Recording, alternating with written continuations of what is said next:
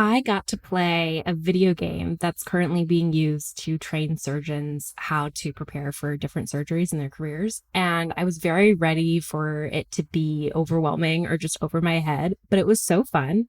It was kind of like a choose your own adventure. What scalpel do you want to use? What artery do you want to cut open? And it was super user friendly and I was really enjoying it. And it was kind of a WTF moment of someone that knows nothing about surgery to have that kind of fun opportunity. This sounds amazing, and it's just one of the things that WGSN's Brielle Saggese experienced at South by Southwest, the annual festival of film, interactive media, music, and conferences. And with this, hello everyone, and welcome to WGSN's Create Tomorrow podcast with a special edition about South by Southwest. I'm Joe McDonnell, Director of Insight, and besides Brielle Saggese, who's an Insight Strategist at WGSN, I'm joined by Cassandra Napoli, Senior Strategist, and we all attended the festival in Austin, Texas last week. So let's start with your overall impressions of the festival's themes this year and major discussion topics. So Brielle, I'll come to you first, and then over to Cassandra. I saw a lot of different talks around longevity. I gravitated more to the societal-based talks, so things like the future of health, work, and play. And there was this idea called disruptive demographics, which are basically these large shifts to the way we think about population sizes and how we account for them in society. And as we're having longer lifespans, this graying population, there were a lot of talks focusing on countries that were adapting to these demographic shifts well and those that weren't. One interesting anecdote was from Japan, which has really dealt with the shift well. While they've been having depopulation, it hasn't affected their GDP at all. But something that they've been seeing there is that while they used to, create a lot of baby diapers, now they're seeing production increase more in adult incontinence diapers.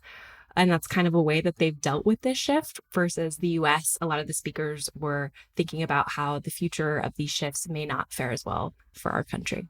Naturally, I gravitated towards the very tech and media focused sessions, from bursting the Web3 bubble to the rise of generative AI, which was literally everywhere, to the future of the creator economy. But some of the sessions in the 2050 track this year were definitely standouts for me.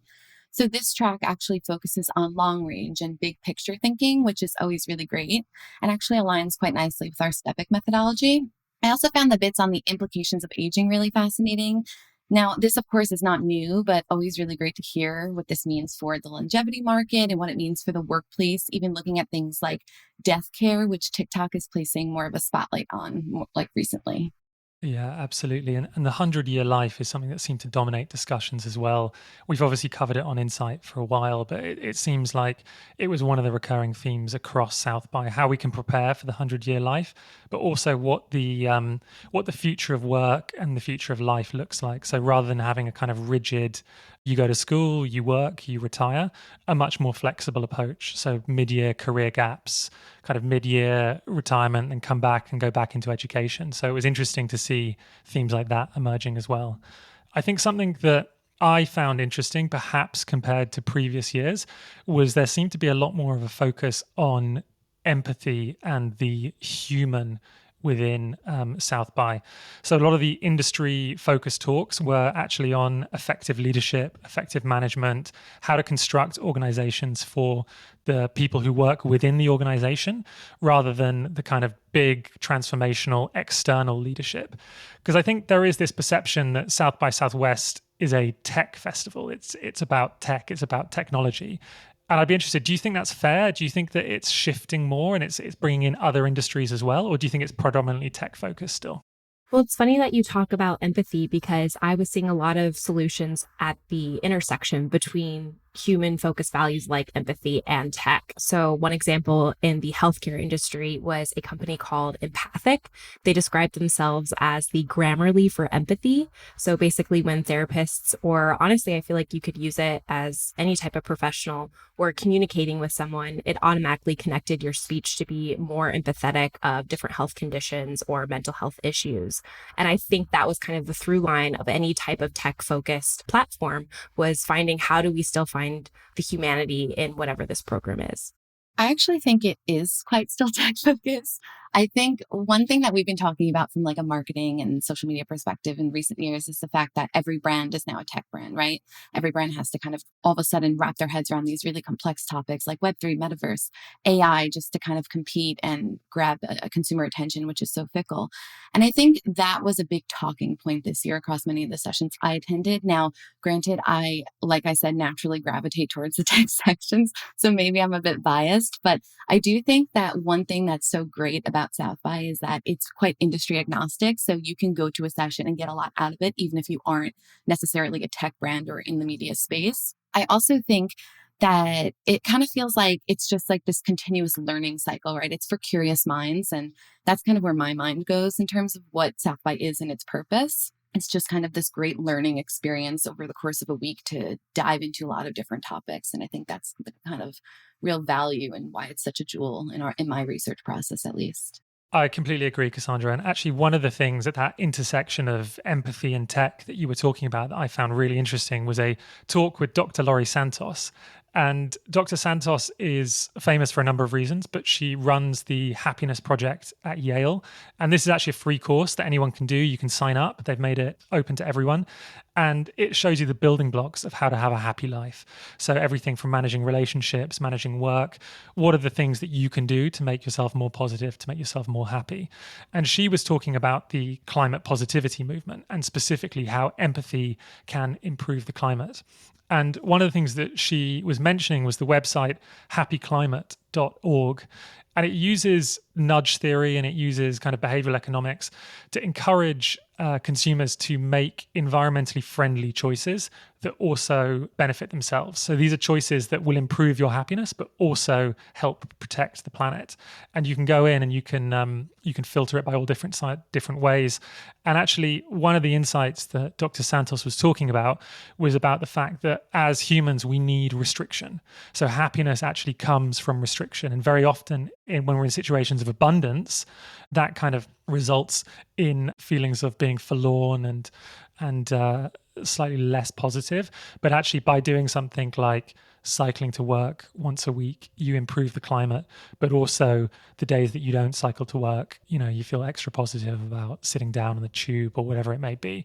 So I thought that was quite an interesting way of looking at it, an interesting way about thinking about the planet. But changing gears a little bit towards a consumer perspective, how do the trends that you saw emerging, the discussion points, how do you think they're going to impact consumer behavior? Was there anything that you thought was really interesting from a consumer perspective, Brielle? Yeah, one interesting topic that I kept noticing coming up on the civic engagement track was a lack opportunities for citizens to feel like they could be engaging within their local political systems. Right now, there's a litany, it feels like, of political issues that you can care about, but there's not always very actionable resources of how you can actually, make any sort of change. And something that kept popping up were these sort of political signalers that consumers would use, usually pay for, to feel like they were participating in some sort of political movement, whether that's for good or for bad. There was one really interesting talk about food politics, and the professionals were talking about how a lot of snacks are kind of becoming a type of political signaler in the ways that, if you're drinking oat milk versus whole milk, that can be as divisive as some other political issues. If you think about Donald Trump ordering hundreds of McDonald's to the White House, that has a sort of political stamp on it. Another type of signaler that I was seeing was in meme culture. And there was an entire talk all about political meme culture and how they called it the next generation of warfare. Again, like what sort of content that you're posting, how you're reframing it, how you're editing it. And again, using that as kind of almost like a political lawn sign to stamp your identity. And in my opinion, it'll be really interesting to see how consumer behavior adapts to new types of political signalers, new types of industries to show their politics, and how brands are also going to play a part in that.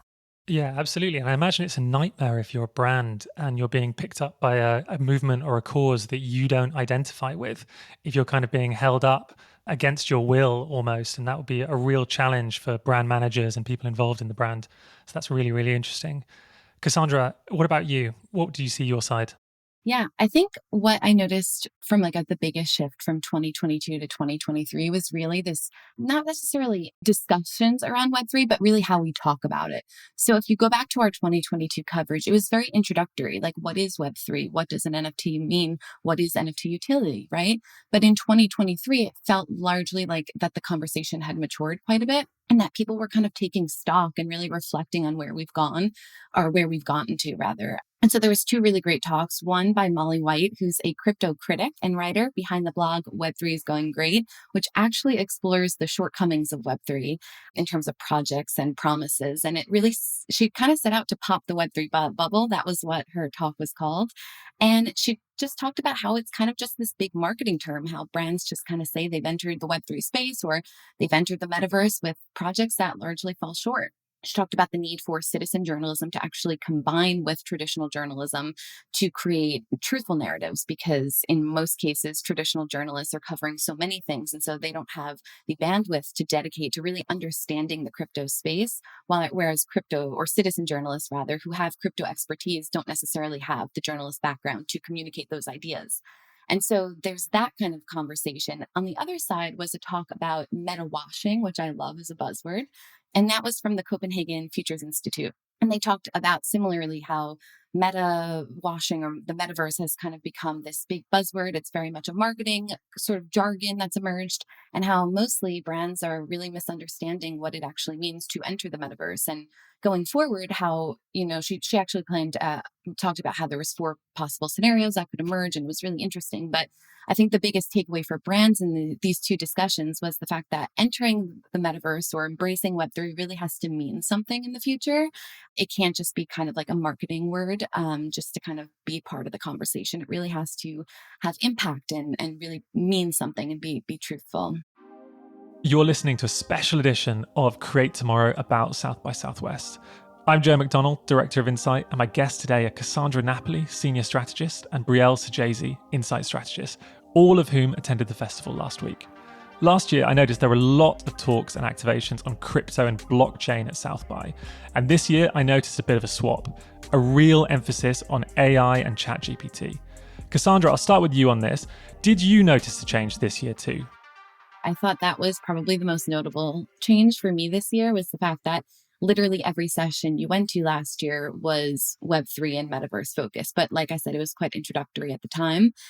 Some of the conversations, it's not to say that Web3 and metaverse and crypto weren't conversations and everything that goes with that, right? NFTs, digital fashion, etc. That was still very much a talking point at all of the sessions I've gone to.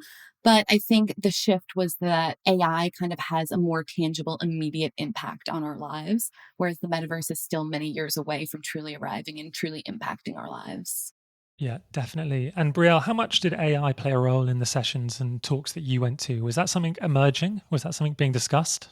It was a recurring theme in a lot of the healthcare panels that I attended. There was a lot of conversation around how our current healthcare structure isn't meeting consumers or patients really where they're at. If you think about the mass amounts of healthcare deserts that exist in the US right now, the mass shuttering of a lot of hospitals, namely maternity wards in rural areas.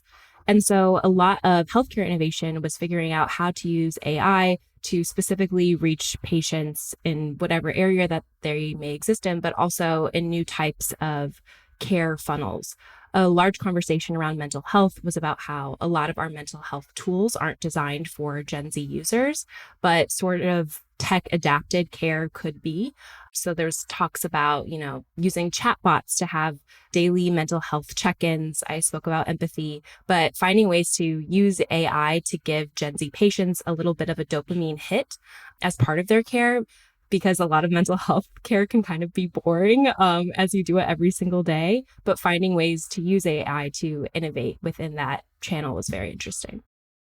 Definitely. And just anecdotally, I've seen some studies that say that AI mental health bots are as effective as using therapists in some cases.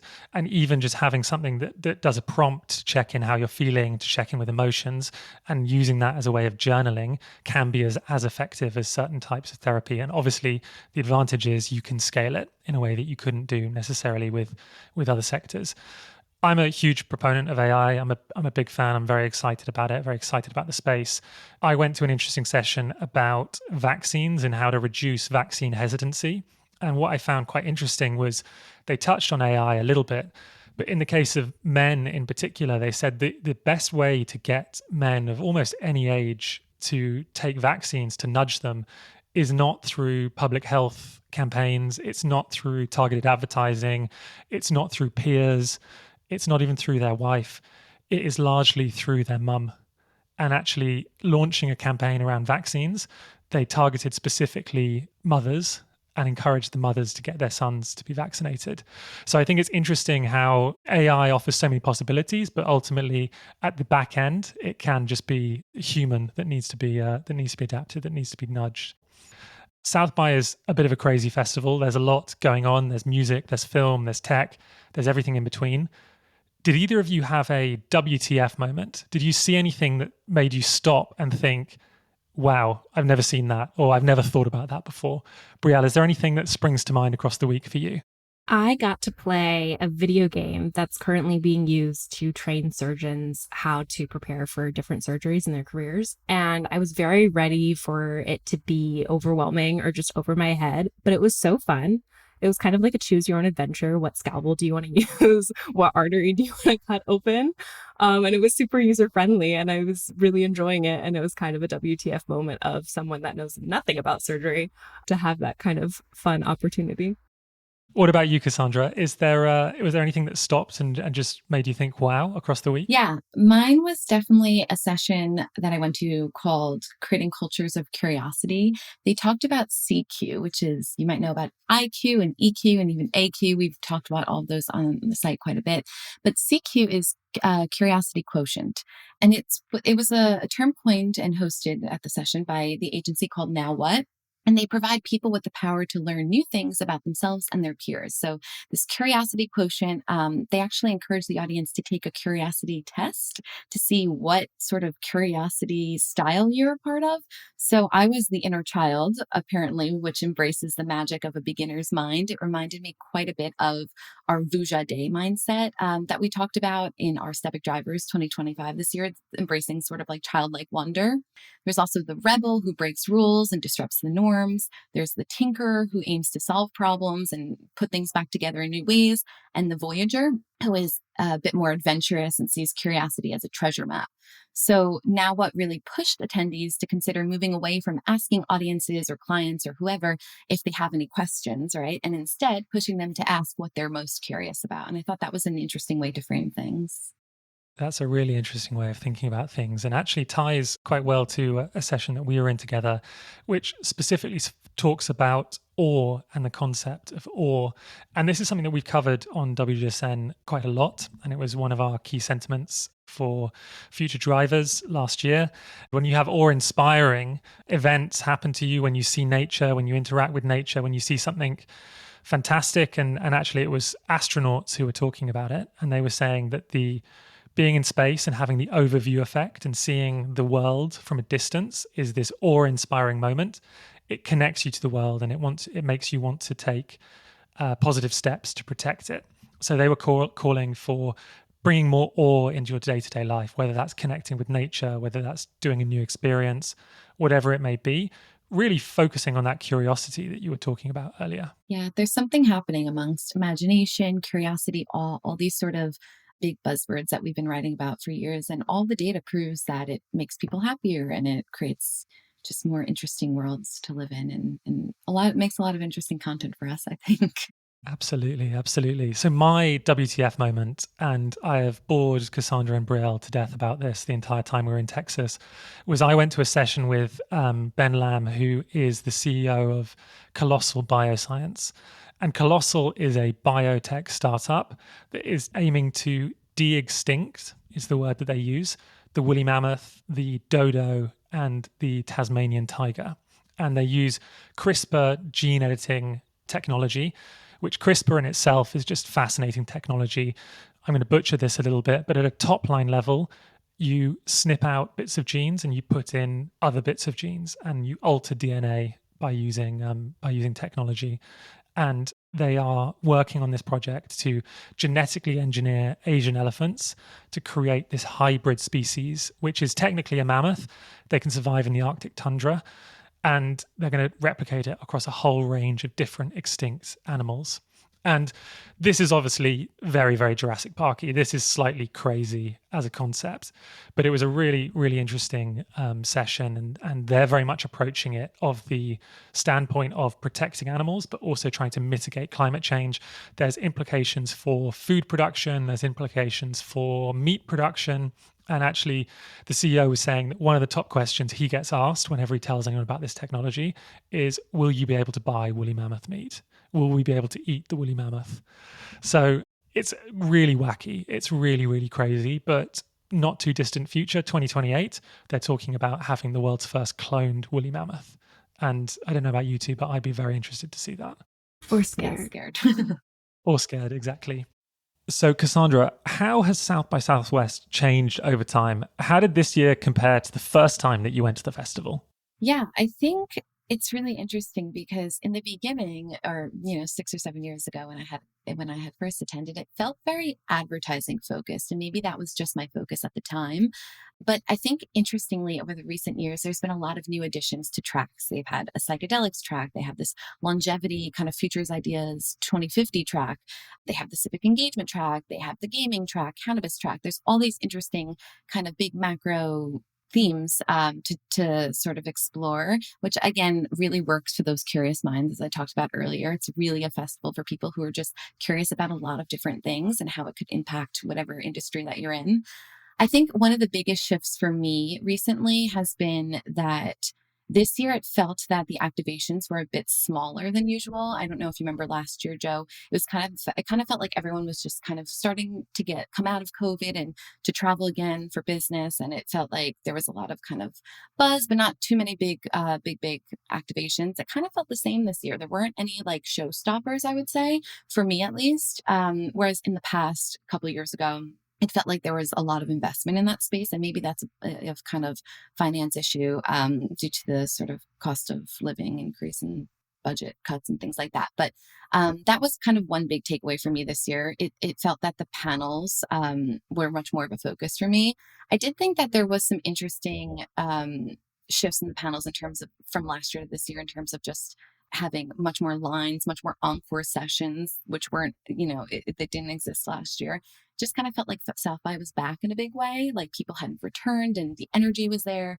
Absolutely. And it ties quite nicely to what I was talking about transformational leadership. And a lot more of a focus this year definitely was building strong companies from the inside out. And I think part of that is probably everything you're talking about the cost of living crisis, perhaps not sending the right message, spending lots of money on an activation with everything that's going on in the world.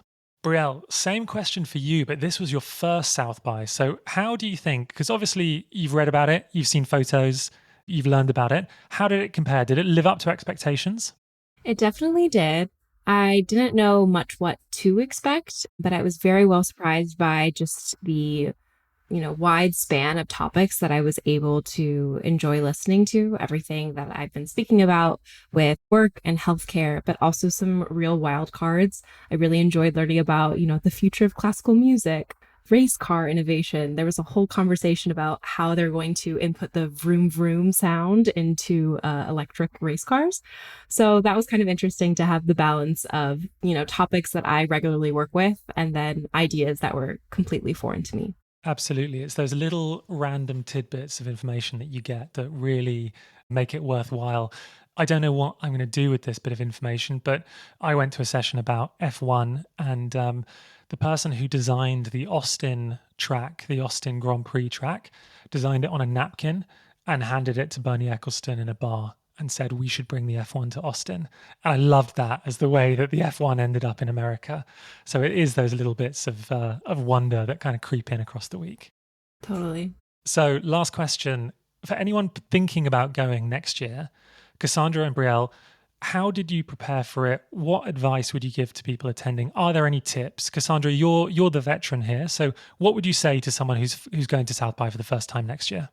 I think going in with an open mind, as you both just kind of mentioned, I think this whole conversation really speaks to is the fact that you end up in sessions and you just serendipitously find all this really interesting information that at the time might not seem like it impacts your life or impacts your job in whatever industry that you're in, but it does. And I think it's just this amazing place, South by Southwest, that you walk away with all this really interesting information after spending a week learning about everything from woolly mammoths to F1 racing to classical music to Web3 and the sort of AI boom, right? It's just a space where you can just take away so much. And I think that's the biggest kind of tidbit to leave you guys with.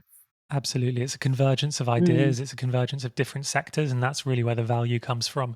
What about you, Brielle? What tips would you give to any future attendees? I definitely over prepared in that I had a very strict schedule of all the talks that I wanted to attend. And by the end of the week, that schedule was thrown out, and I definitely experimented with tracks that were, again, outside of my niche. And so that's my main piece of wisdom is, have a plan, figure out the key talks that you want to attend, but leave yourself some room to discover new ideas or be in rooms that you may not have typically gravitated to in the first place. So a big thank you to Cassandra Napoli and Brielle Saggese for taking the time to speak to us today. Our deep dive into all the goings on at South by Southwest 2023 took us from conversations about woolly mammoths to F1 racing. If you're a WGSN subscriber, please find reports covering many of the issues we touched on today on our Insight platform. And for a full overview of the festival and our Stepic Trends report, which covers all of the themes, ideas, and talks, it's now live on WGSN. If you want to find out how to subscribe, head over to WGSN.com to discover how you can get access to our service.